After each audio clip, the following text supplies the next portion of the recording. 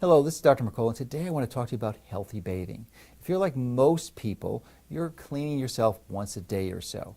And the potential complication or problem with that is that anything you do on a regular or long-term basis, if it's not optimized and there's some flaw in the strategy that you're using, it can cause problems over the long term. So what are the problems with bathing? You think, what could be problematic with that? Well, let me tell you some of the basic ones. It's related to our water supply. Now, if you, like most people, about 90% of the people viewing this have access to municipal water supply.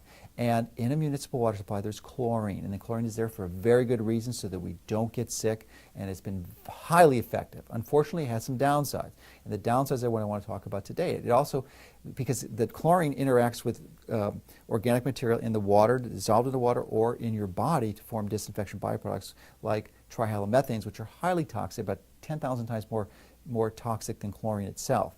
So exposure to these over a long run can be a problem. So how do you minimize or limit the damage that these are going to do for you? I'll tell you some simple things that you can do that don't require anything other than knowledge. And that is the bathing time, so that you want to take as quick and as cool a shower as possible, because the higher the temperature, the more likely these gases and constituents are going to volatilize and cause damage to you. So as cool as you can tolerate for the least amount of time, because it really is your likelihood of exposing this, and your risk is absolutely related to your contact time and exposure to the water. So the less time you're in the shower or in your bath, the better it's going to be for you or your family.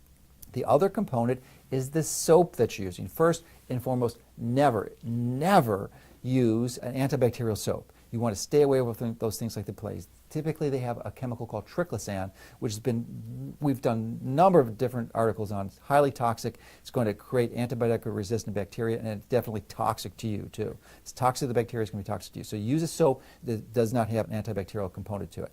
So soap by itself still isn't that safe, because you say, well, how is soap not safe? Well, you know, your body was designed to have a protective layer to it. It's called sebum, S-E-B-U-M, and that's essentially a bunch of fatty acids that are on your system that protects the surface of your skin, because your primary method of defense against infections is the barrier on top of your skin. So when you use soap, what most people fail to appreciate is that you're going to wash the sebum away.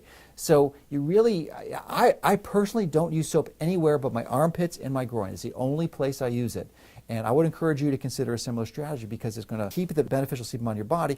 And not so much in the winter, but in the summer when we're exposed to sunshine, that is where the vitamin D is formed. The ultraviolet rays from the sunlight are going to interact with a version of cholesterol in your surface of your skin, and it will form vitamin D. Now, the vitamin D doesn't go instantly into your blood. It's absorbed slowly over time to the point where it actually requires about 2 full days to get all that vitamin D into your skin. So if you take a shower with soap right afterwards, you're going to bathe away that beneficial vitamin D.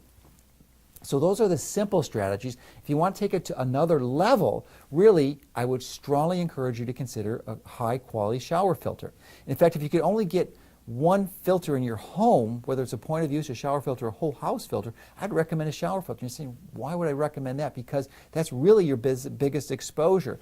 If you're taking a traditional shower, what most people fail to understand is that, especially a hot shower, within 10 minutes, you're going to consume as much chlorine and disinfection byproducts as if drinking 1 gallon of water. Most of us aren't drinking a gallon of water a day, but it's also going to go more rapidly into your blood.